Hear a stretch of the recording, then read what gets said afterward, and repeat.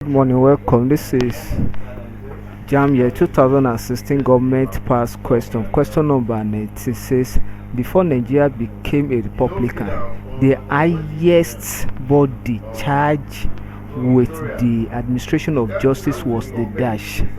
Before Nigeria became a republican, the highest body charged with responsibility of administrative justice was the dash. That is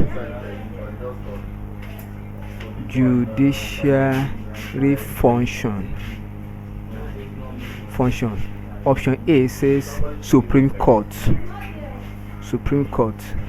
That was Nigeria highest court.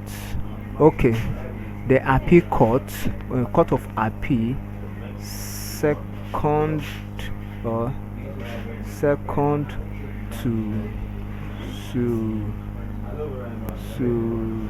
Supreme Court.